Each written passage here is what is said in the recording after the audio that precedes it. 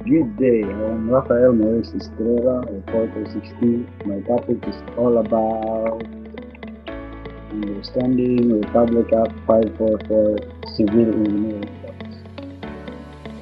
Some parts of the Article 3, Article 4, and 5, Sections 13 to 29.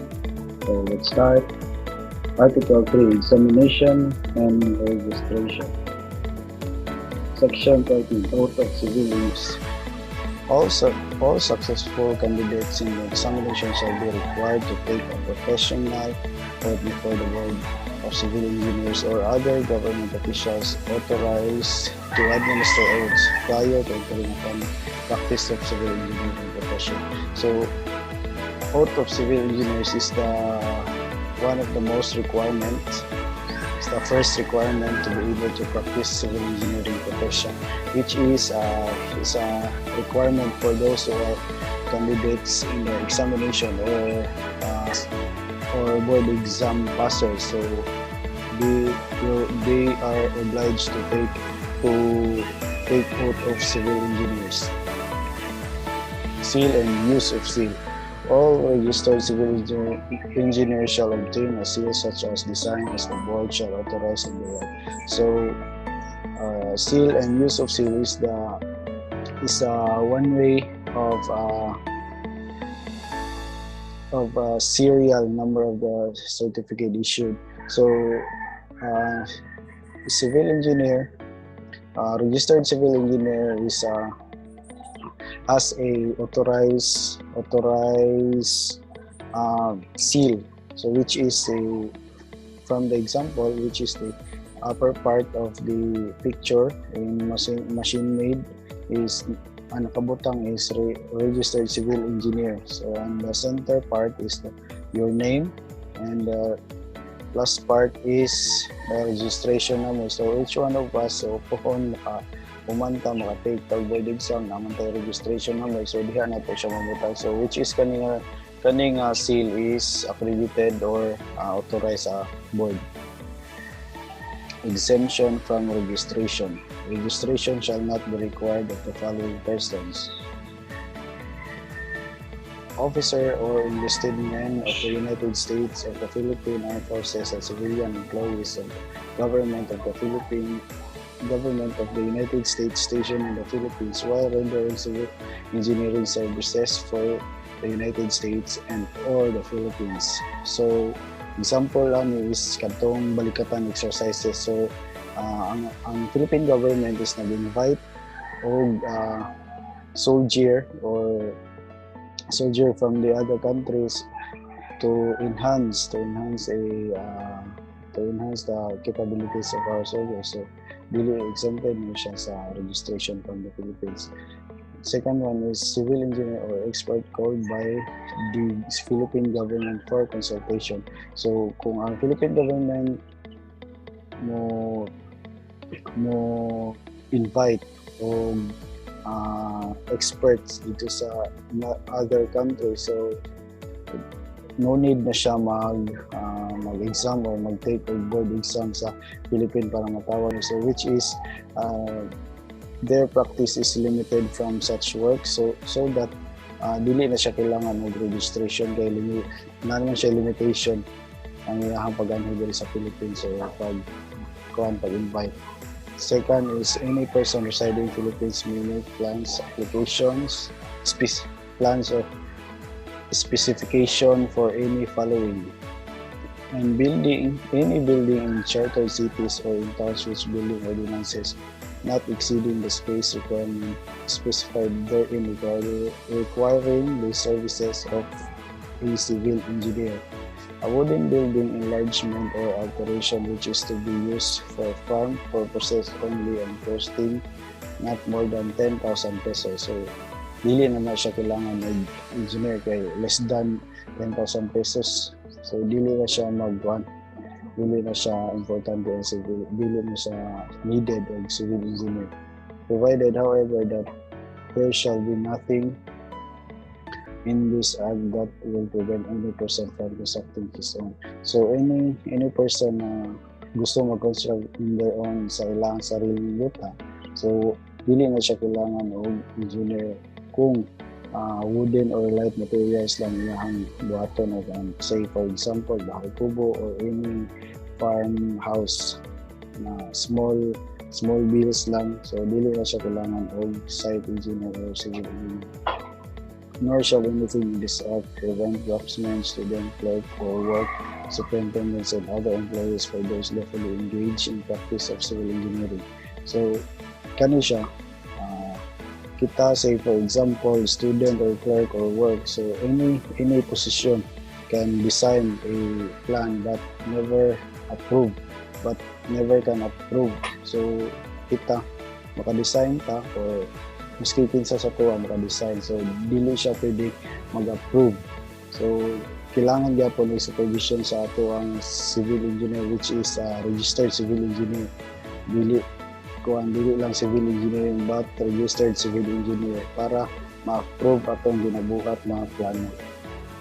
Nor shall anything in this act prevent any person who prior to the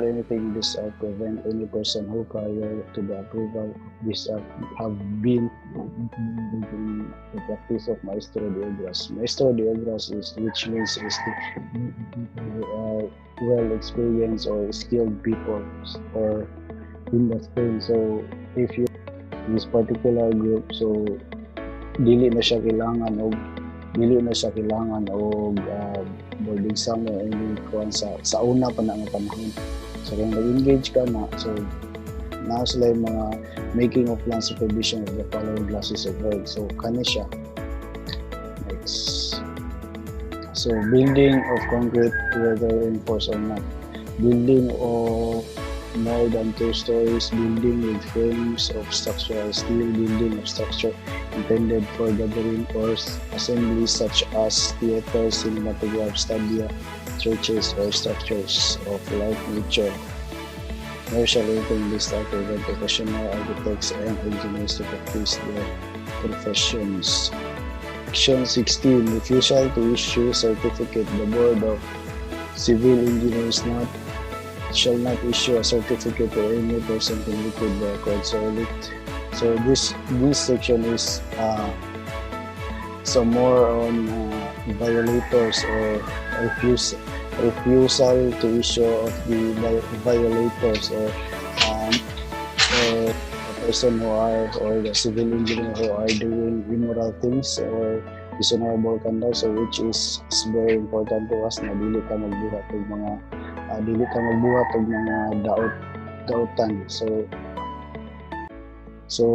ang board is refuse ka kung nakay mga kaso or any immoral doings na ma-prove nila nga nakay kaso, so dili ka nila tagaan og certificate. Section 17. Suspension and revocation of certificates. The board shall have the power after due notice and hearings to suspend or revoke the certificate of registration for any cause mentioned in the preceding section. So this section is duha atong basihan, suspension and revocation. So for suspension and revocation of certificates is it depends on the violations that you do. So magdepende siya sa violation kung unsa ka bugat ang violation, which is na or suspend ba kaniya or i-revoke or i-cancel ba yung license. So magdepende sa investigation on how they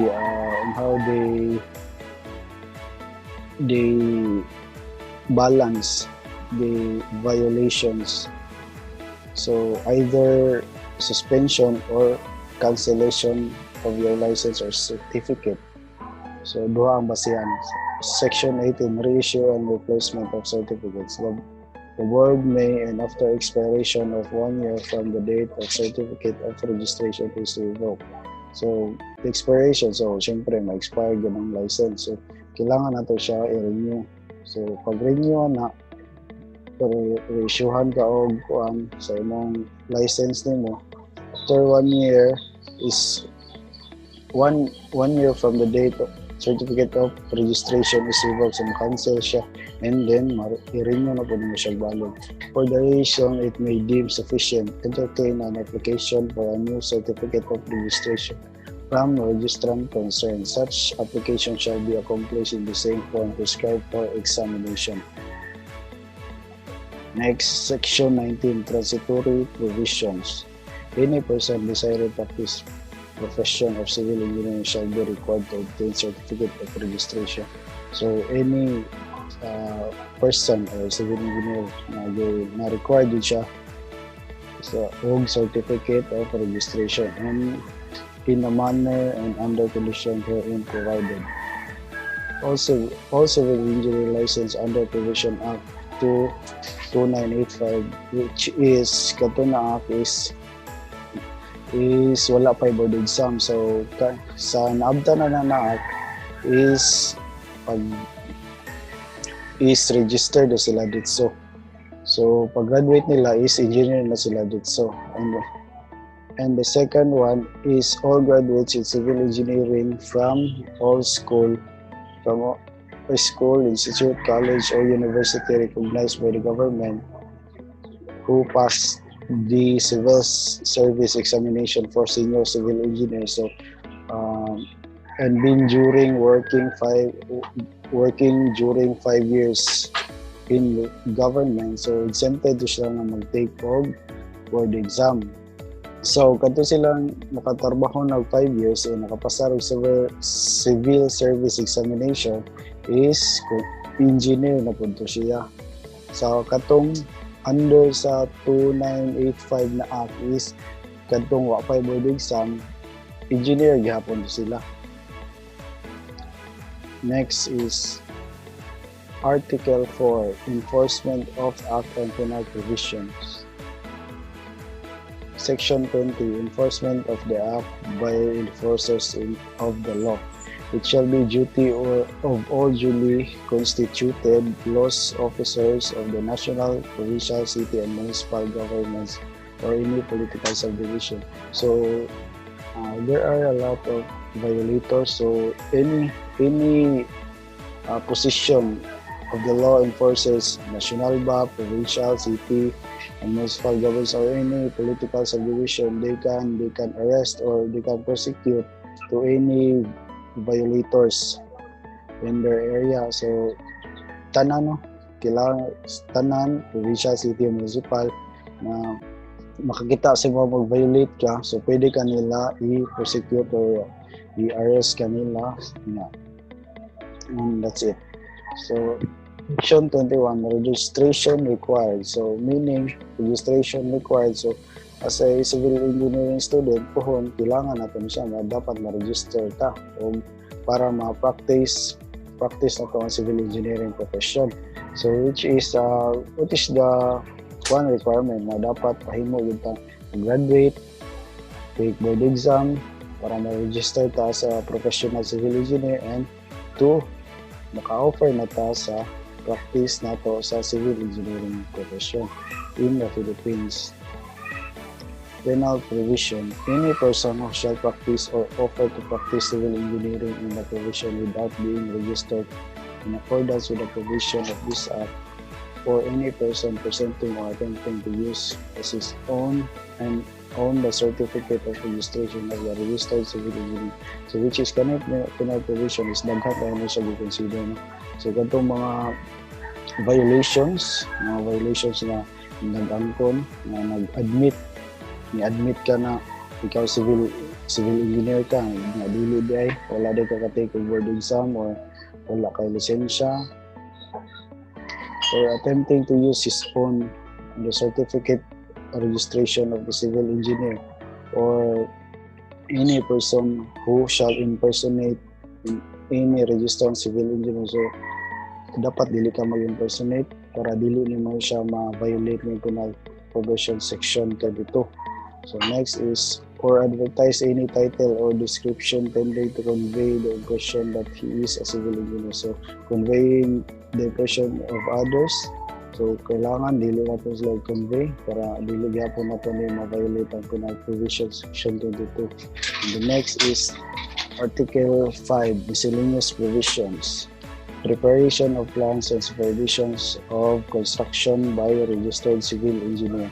So, it shall be unlawful for any person to order or otherwise cause the construction, reconstruction, alteration, or any building or structure intended for a public gathering or assembly as theaters, cinematographs, stadia, churches, or any or structure, etc. So, kailangan nato in this section is you need a professional engineer or registered civil engineer that can prepare the design and supervision of the construction so that the construction is, it will not be valid. Okay, it will not be invalid. Kay registered civil engineer o buhatan eh. So, kita as a civil engineering student, pwede ta mabuhat og plano pero dili ta pwede mag-perma. So that we need the civil engineer to guide us and to approve our plans. And the next is the practice of civil engineering. It is a professional service and mission that must be determined upon individual personal qualification. So dapat when we say practice of civil engineering, so we have to be registered as a civil engineer first para mabuhat na tanay kay kung dili ta ma-register as civil engineer, so dili ta maka-practice as civil engineer. Kaya naaman tayo mga articles o public act nga nag-require sa ato na mag-registered na civil engineer o para makakuha na to mga qualification as a professional engineer na tayo lisensya, makabuhat na tayo projects po. So no firm, partnership, corporation or association may be registered or licensed as such for the practice of civil engineering, provided that the person properly registered as civil engineer. So ano mga association like PICE Philippines, ano sila, so mga engineers yun na sila. Katong mga junior JPI, so mga katong mga undergrad pa to na puhon, mga engineer na po. So mga member na po to ng mga makapasarong board, mga member na po siya sa PICE. So muna siya mga organization ng mga civil engineers lang siya. Next is Section 25, Reciprocity Requirements. So in this particular section, it depends on our country na i-allow na to ang from other country na manhidre ng practice of civil engineers. So it depende kung i-allow sa atong country na kung engineer sila pag-abot rin, engineer lang gyapon. Kung i-allow nila is kita po nga moadto sa ila civil engineer punta bali reciprocity ang constitution ba, bali ang yahang i-amend diri nga act is katong mga tao na civil engineer dito manedre magbuhat og firm diri na i-allow sa Philippines ay engineer gyapon ka diri, kita po dapat i-allow punta dito sa ilang sa ilahang bansa na engineer punta dito. Mao ni ang reciprocity requirements. So no person who is not a citizen of the Philippines at the same time he applies to take examination shall be allowed to take it unless he can prove in a manner provided by the rules of the court.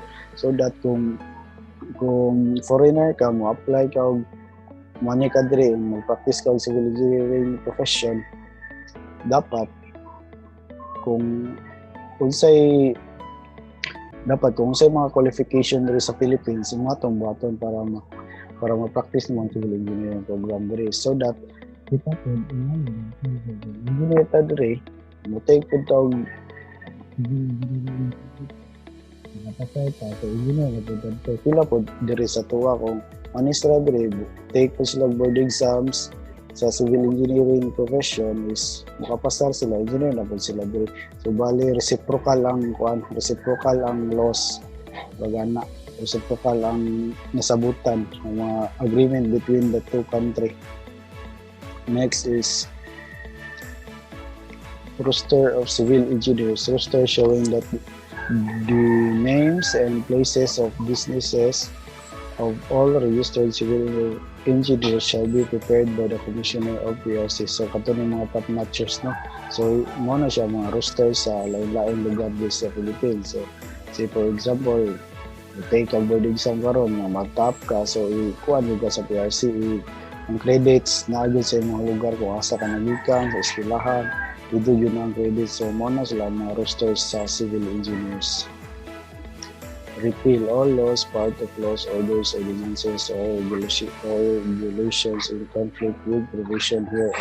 So, repeal, mo na siya itong under sa 2985 ni Act is gi-repeal lang to ang uban nga sections dito nga na-revise naman to siya na Act, which is mo na ni Understanding Republic Act 544 or Civil Engineering Law. Mo na ni siya karon sa mo na ni ang bag-ong revision gikan atong 2985. So which is katong mga section sa una gibalik lang karon. Ang wala lang gibalik is katong maestro de obras, except sa maestro de obras kadto lang. So far katong sa 2985, so far ang gitanggal lang niya is katong maestro de obras. So katutan ng mga sections dito gibalik lang siya hangtod karon na agyapon siya mo ni nasa kaning sa ato ang Republic Act 544. Construction of any part of or section of this act shall be declared unconstitutional. Such declaration shall not invalidate the other provision hereof. Effectivity, Section 19, Effectivity. This Republic Act 544 approved on June 17, 1950 as amended by Republic Act 1582 approved on June 16, 1956. So, which is all in all, no, kailangan natin mo sunod sa mga provisions sa Republic of the Philippines. And thank you for watching, and that's all my report, and thank you for watching this video.